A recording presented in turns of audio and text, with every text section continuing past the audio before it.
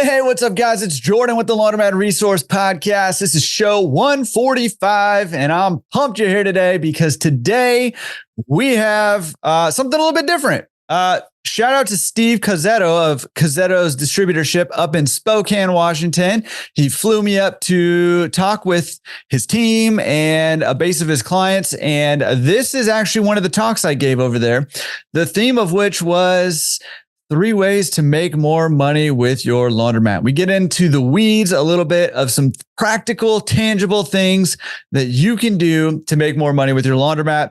Now, this was a live event. There was some back and forth kind of discussion going, but we've got it down in a format that I think is going to be valuable and helpful to you if you own a laundromat or a portfolio of laundromats, or if you're looking to buy your first laundromat. So hopefully this is super tangible and practical for you. Is super excited for you to get into it. Just want to take a quick second to let you know, in case you haven't been over there yet, go check out laundromatresource.com. We've got a whole new website rebuild that's launched over there. Super excited about that. Check out laundromatresource.com/events to see some of the events we've got going on and some that are coming up in the future. And just make sure you go check it out because we've been doing a lot of work on that and are very excited about it. So awesome. We're going to jump into this talk, lecture, seminar, whatever you want to call it, here in a second, right after a word from our sponsors. Hey, what's up, laundromat owners? This is John from BMR here with today's quick marketing tip. Today, I want to talk to you about something that can truly transform your business, and that's the power of customer testimonials and reviews. You see, in our industry, trust and reliability are absolutely key.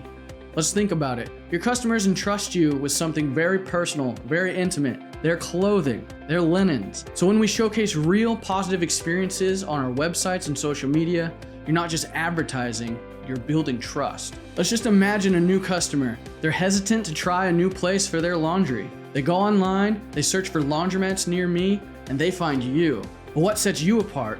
Well, let us tell you, it's the glowing reviews and the heartfelt testimonials from your regular customers. These authentic voices resonate more deeply than advertisement ever could. You see, they provide social proof and they reassure potential customers that they're making the right choice when they choose your laundromat. And in this digital age, an online review can be as powerful as a word-of-mouth recommendation. So when you encourage your satisfied customers to share their experiences online, you're amplifying their voices to reach a broader audience. This not only helps in attracting new customers, but it also fosters a sense of community among your regulars. You see, they feel heard, they feel valued, and in turn, they become your most effective advocates. So let's make it a priority to encourage your customers to leave reviews. Let's engage with them online and thank them for their feedback, and then share their positive stories. This simple and powerful strategy can significantly boost your online presence. It'll help attract new customers and ultimately contribute to the growth and success of your laundromat. And let's remember, in our industry, the best advertisement is a happy customer. For more information about getting reviews and utilizing them, visit us at buildwithbmr.com/get reviews. I was thinking about what should I talk about if we're going to talk laundromats. What should I talk about today? And, put a lot of hard thought into it. And I was like, you know what? If most of you, how many of you guys own laundromats already? Yeah. And how many of you guys are trying to buy your first? Okay. So kind of doesn't matter whether you own or trying to buy your first. I thought the best thing we could probably talk about is how to make more money with the laundromats. So that's what I'm going to talk about. The only reason I feel like I can come talk about this today is not because I feel like I'm like some superstar laundromat owner, because in fact, I think at least early on, I was probably the world's worst laundromat owner and learned a lot of very expensive lessons. But I get to talk to laundromat owners all across the country, pretty much all day, every day. And I hear a lot about what people are doing, what's working, what's not working, what's happening in this industry, where this industry is going. And so I'm kind of coming from that perspective and want to just share some insights that I've heard from people like you guys all over, and maybe even some of you guys actually all over. So I want to give you a few things that I think are going to help you make more money and direction that I think this industry is going.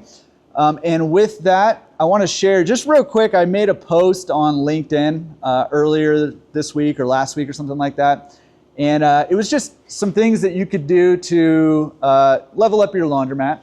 And what was interesting about it was I got a comment from somebody, actually a friend of mine, who commented on it, and he said, yeah, this is good and all, but he basically said, we need to be telling people to have, a clean laundromat, a safe laundromat, machines working, those kinds of things. And I was like, okay, yes. And my response to him was essentially, I see where you're coming from that, because if you look around, I'm in Southern California, I'm in LA. If you go to LA laundromats, you're gonna find either like really nice laundromats, or you're gonna find, your zombie mat, half the lights work, half the machines don't work, homeless people hanging around, which, even in the nice ones, you'll probably find in LA. This industry is changing now more than ever before. And one of the ways that it's changing is in its reputation. And, when most people think of laundromats, just in general, they think of those like zombie mats, right? And so what I'm seeing happening more and more is people like you guys you're trying to improve your business, you're trying to grow your business, you're trying to scale. We have tools, resources available now to help us build better businesses, to see the results of our investments in our businesses, buying new machines, adding payment systems, stuff like that. And we have all these tools and resources, and we're getting more savvy, right, as an industry. So my response to this guy who responded to my LinkedIn post was essentially, okay, I see where you're coming from, but listen, zombie mats exist because people could make money by just putting in a laundromat and basically letting it run itself. That's becoming less and less the case and is gonna be pretty much gone. And I know I'm speaking to the choir here for you guys who are actually here, but that's not going to be the case anymore. It's not going to be the way I was sold my first laundromat was, it's going to be great. You're going to make a bunch of money. You're going to have to come once or twice a week to collect quarters, and that's pretty much it. And it's not going to be that, right? That model of business, not saying you can't have unattended laundromats, not saying you can't have, be pretty far on the scale of passivity, but that model of, just let it do its thing that's gone. And it's already gone in all the coastal markets, and it's going kind of across the country. So what I told him was like, listen, that's baseline. That's a given now. You've got to have a laundromat that the machines are running. You've got to have a laundromat that the lights work, that is safe for people to come to, that is clean all the time, right? You've got to have that. In order to make more money going forward, we've got to go beyond just having clean laundromats. I want to talk to you about a few different things that I think can help us make more money. So number one, and again, I don't feel like I have all the answers here, so I want to hear what you guys think too. So I'll give you some opportunities, or feel free to raise your hand. But number one, we need to focus more on value. And I hear that a lot. People talk about that a lot, and it kind of is a little bit cringy for me actually now, but we've got to add more value to our customers. But here's what I want to talk about is, what does that actually mean? What does it mean for a laundromat to offer more value to their customers? And I want to offer a couple of ideas for that. Number one is faster experience. Faster experience is more valuable, right? And that's why drive-throughs, in restaurants and stuff, faster experience. Fast food industry in general, faster experience, right? If we can get that throughput more efficient, and we think through the customer experience, if we think through that more systematically and look to remove things that are holding up our customers or reducing our throughput, that actually increases value for people. Listen, nobody wants to be doing their laundry. Nobody wants to spend all Saturday doing their laundry. And that's why we exist, right? Is so that customers can come in, they can use our machines. We have larger machines. That's part of being a faster experience. So looking for ways to make the experience faster is a great way to increase value. And another one I want to mention is, if we can think about ways to make it less effort for customers and we can find ways to make it less effort and sacrifice, more convenient for customers, that's another way sort of to add value. Adding value is one way to increase prices, which can increase some income here. I see laundromat owners doing this in a variety of different ways, but I'm just kind of curious, any of you guys in here that own laundromats sort of on the higher end of the price point of your markets? You are. Well, out of curiosity, I mean, I think, because this is like something that I think a lot of laundromat owners struggle with is pricing and increasing prices. So how do you stay sort of at the higher end of the price point of the market without losing customers? Yeah, so running it like a business. I mean, because I think a lot of people are, and I was like this when I bought my first laundromat. I was like afraid to charge more and actually also invest more in my business. Do you have any, just I don't want to like put you on the spot, but do you have any, how do you guys think about like what you invest in your laundromat in order to be able to provide that better experience to be able to charge more?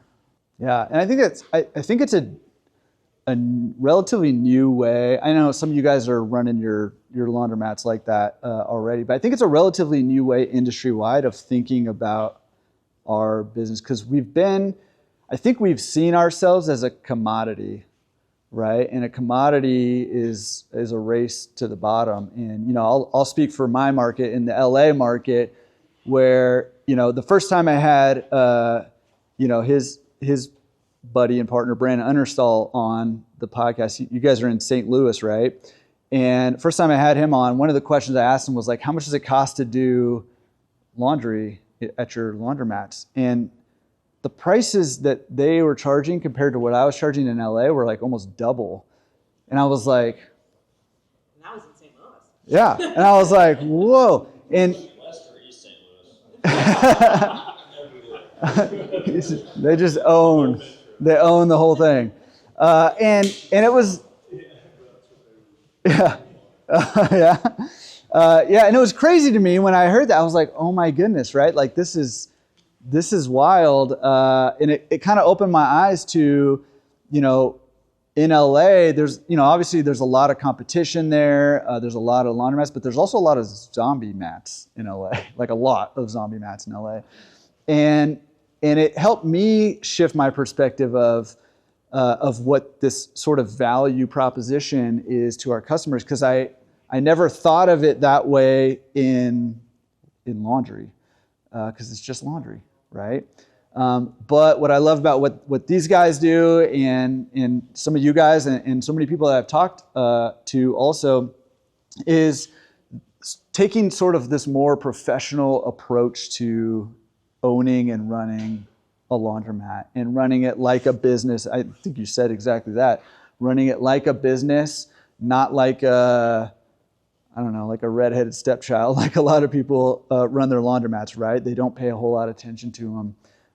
So that value, increasing the value to your customers of your laundromat is one way to make more money, because number one, you can charge more, but number two, you're going to attract more customers that way also. And one perk that I've seen is not only do you attract more customers, but you attract more of the right kinds of customers, because not all customers, I'm sure you guys know if you own laundromats, and if you don't yet, you'll probably learn, not all customers are created equal. There are some people that you would gladly send to the zombie mat down the street, right?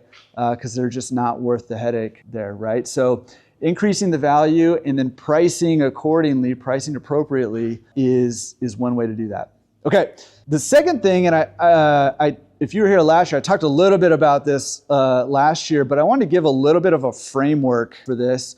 The second way of making more money, and this is something that is happening more and more across the country, but this is something where there is still a really big opportunity, and that is through more marketing.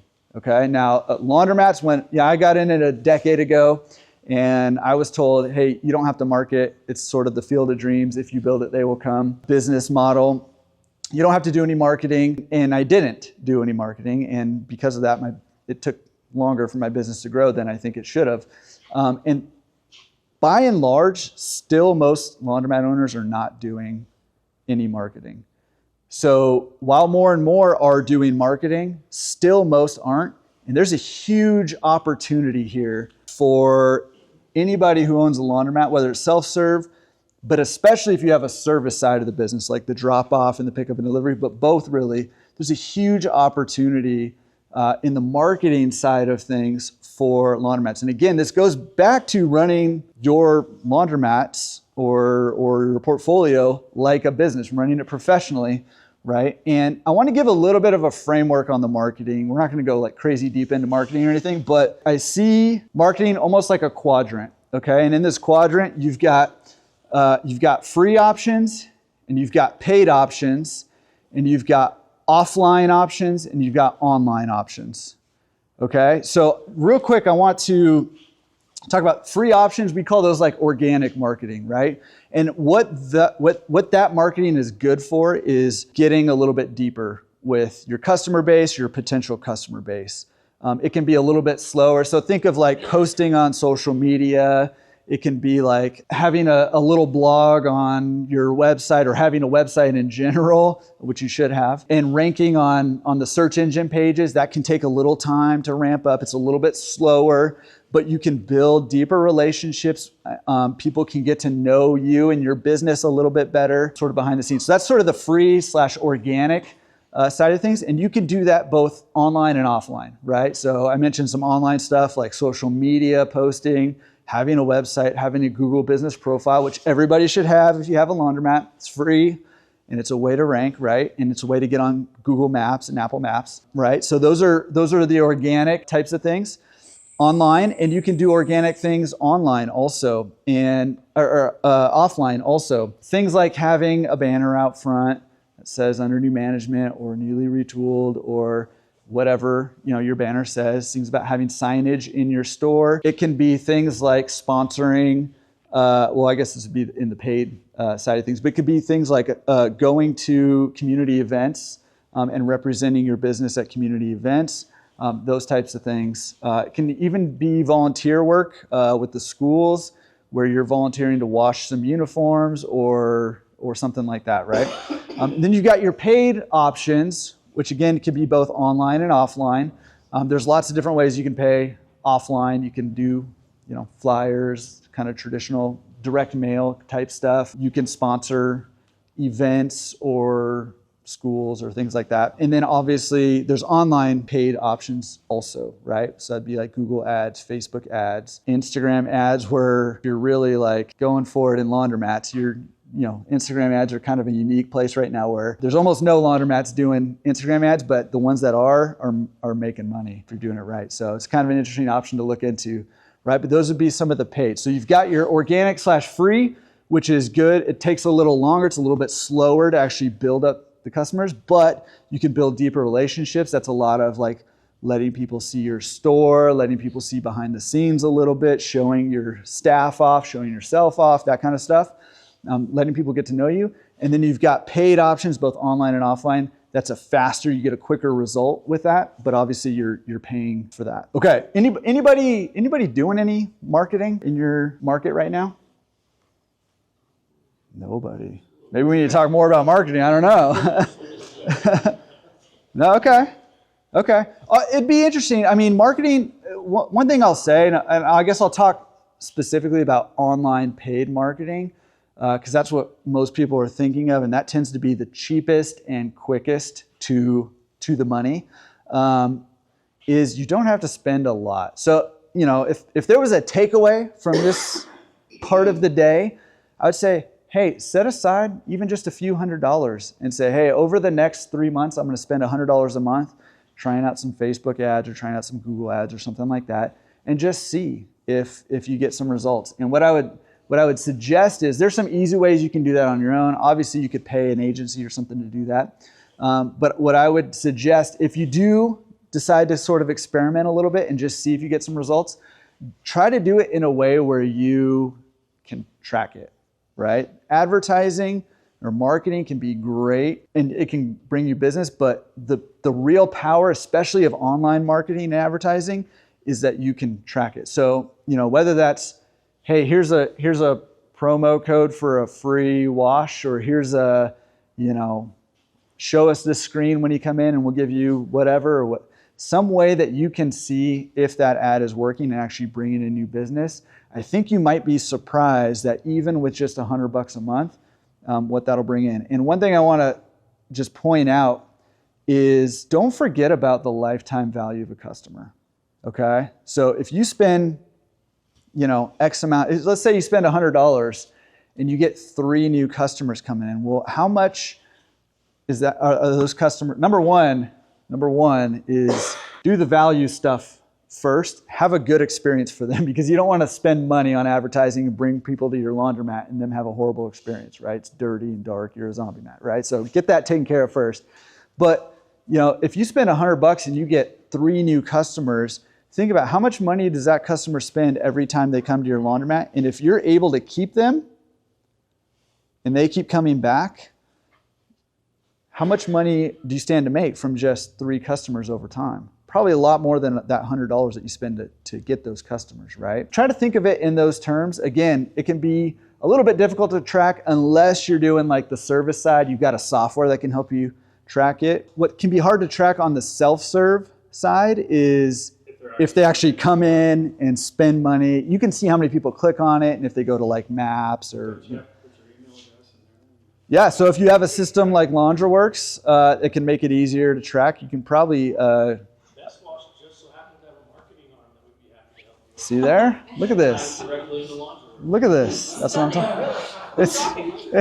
It is amazing, right? So yeah, so having stuff like this and offering a promo code and say, hey, use this promo code. I don't know if Laundroworks does this. Can I run an ad and say, hey, put in Laundromat Resource, and when you load money on a card, it's going to give you an extra $5 or something like that. Can you do something like that? So it's not anymore. It's not anymore. So I'm not here to try to promote my podcast or my YouTube or anything like that. But I did do a couple of interviews and live Q&As with Kalari and Wardell. They're a geofencing and native ad agency for laundromats.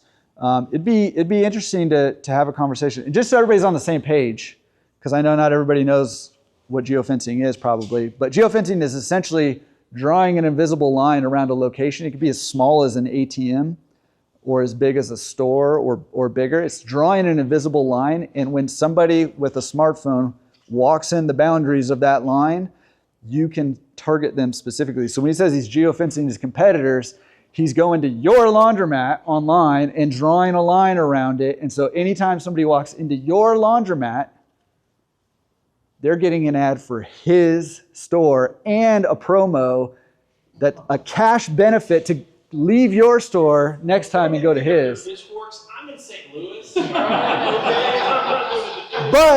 But this is why I'm having this conversation here, is because very few people are doing these things, and the people who are going to be the ones who steal your customers. Like, you're going to get left behind if you're not doing these things.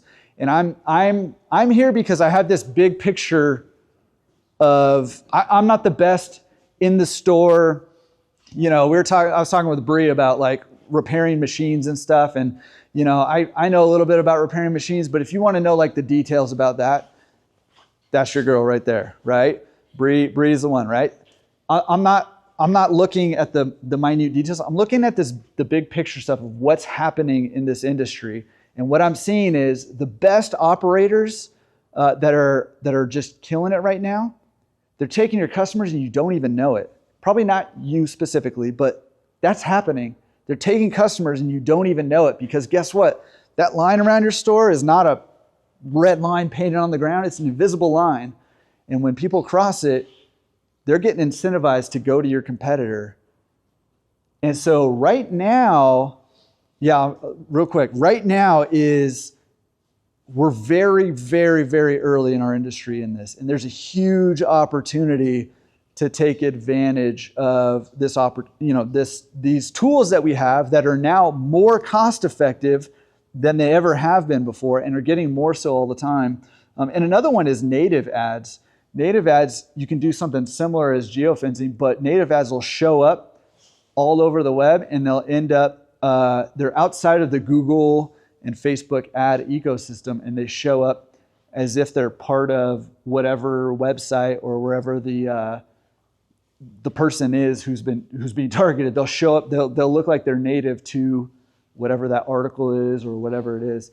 And that's also another very powerful one. I don't want to get too deep into the marketing rabbit hole, but listen, my main point here is if we don't do these things today or soon, we're going to be tomorrow's zombie mats. That's what it's going to look like. Tomorrow's zombie mats aren't going to be the people who put in machines and then don't do anything to them. They just kind of duct tape them together for 20, 30, 40 years. Like today's laundromats, that's what those are. Tomorrow's laundromats are the laundromats that are going to get left behind because the people who are in this industry who are savvy are utilizing these brand new tools that are cost effective, that are driving traffic, and that are efficient and effective at getting people to their stores. They're utilizing all these tools. And just so, just to kind of knock me off my high horse a little bit with this marketing stuff. When I bought my first laundromat, I was losing tons of money early on, didn't know what I was doing, all that. And I turtled up. I specifically did not do any marketing because I had money going out and I was scared to put more money out there because I didn't know if it was going to come back. So I, guilty 100% of not doing that also. However, one of the things I learned from that experience was that number one, my growth was much, much slower than I think it could have been. And then number two is I spent hundreds of thousands of dollars on my laundromat. I did a full retool and a renovation and everything. And I spent $0 basically on letting other people know about it. Right. And so that other piece of the marketing, if you need like a mindset shift, here's a mindset shift for you, is you guys who are here because you have good laundromats and you want to have good laundromats. And if you have a good service, take a look. I mean, Nate was saying, he's looked around the market and there's good laundromats here and there's not good laundromats. If you're one of the good ones, you should want to tell people, hey, there's a good, clean, safe place where machines work that you can come do laundry. Let them know, right? You're doing a service to other people by marketing and advertising to them. Awesome. I want to just real quick, I know I'm done, but I think I'm eating into Nate's time, so I don't really care. He's talked a lot in my time, so I'm talking his time. Last thing, because we're talking about ways to make money, right? The last thing I wanted to talk about that I don't hear talked about, at least in these terms, is, and I kind of mentioned it earlier, but so we've got add value and charge accordingly, right? We've got marketing and advertising, which I think is a huge opportunity right now in our industry. And the number three is increase the lifetime value of our customers, right?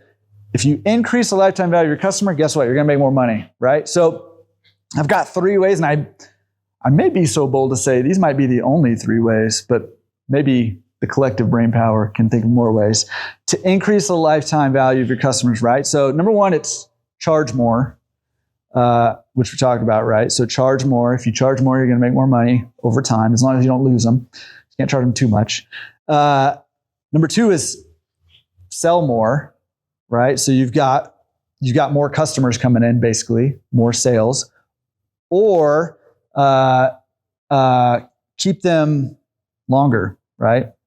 If they stay long. So like in LA, for example, the average renter stays 18 months in LA. So part of that advertising thing is I know that every 18 months, I've got new people here who don't know my laundromat's there, right? So I need to stay in front of them. So going back to the advertising, right?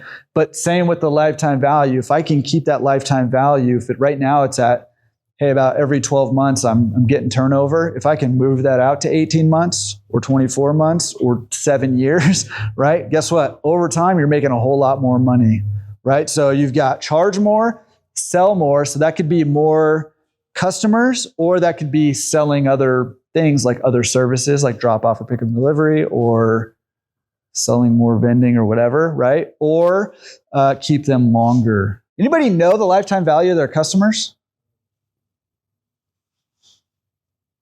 See what I'm saying? Opportunities are here. We are a mom and pop industry. If you go to a big business and ask them what the lifetime value of their customers, they're going to tell you. They're going to know, right? Nobody is doing this in our industry, but it's doable, especially if you have a system like Sense. Tired of giving you free press over here, just because you have your thing right here. If you have a digital payment system, super easy to do. Right now, you've got software that's going to do it for you. But even if you're a coin-based store, you can get a pretty good ballpark of lifetime value of your customer, and then work towards ways to increase that lifetime value. Right? Nobody is doing that, and I hope you can see how some of these things are huge opportunities. And guess what? This will be happening. This is happening whether you decide to do it or not. This is going to happen. We're getting more savvy people coming into our industry, business owners and investors. This kind of thing will happen. I've been talking a lot about over the last, a couple of years really on the podcast about data, right? We are not good at collecting data and analyzing that data and utilizing that data to help us build our businesses. We have very crude KPIs, key performance indicators right now in our industry, but that's changing faster and faster. What's our number one key performance indicator? Anybody know? KPI. How full is the coin box? Yeah, maybe that. Yeah. But what's that? Turns. Yeah, turns per day, right? Turns per day is our number one KPI. It is such a crude way to measure the performance of a laundromat, but it's what we've had, right? Because we've been coin-based and it's hard to know. Things are going to get more customer-based KPIs coming forward as we're starting to gather more information about who our customers are, what they're doing before they come to our store, what they're doing after they come to our store, how much they're spending on average every time they come to our store, how often they're coming to our store, individual customers. Like, we're going to have all that data, and we're starting to gather that now. And guess what? A lot of the companies are in manufacturers, software companies. They're already collecting that information. So we need to be collecting it too and utilizing it to help us build better businesses. And especially if your goal is to do some sort of scale. So we're gonna chat again towards the end of this thing, and we're going to stick on the theme of how to make more money. This is sort of how to make more money with the stores we have now. What we're going to talk about at the end is beginning with the end in mind, how to make more money long term, right? And so whether that's selling or scaling, what are the things we can do to optimize the value of our laundromats or our portfolios if our goal is to sell or scale? Which everybody should have one of those or probably both of those things as their goal. So we're going to talk about how do we optimize our laundromats and our portfolios so that we get the most value when it comes time to exit, whatever that exit looks like. So, all right, hope you got something good out of that episode. A little bit different, something a little, just a little change up there. I'd love to hear your thoughts on this. I think there's a lot of things, very practical, tangible things that we can do to make more money with our laundromats and serve our customer base better. So I'd love to hear your thoughts. Head over to laundromatresource.com/forums and share some thoughts you had on that episode or some ideas you have on how we can make more money. And as always, make sure you take some action this week on something, one thing, anything that you heard or that sparked an idea in your own mind from this episode. That action is what leads us to success and helps us achieve our goals. All right. See you next week. Peace.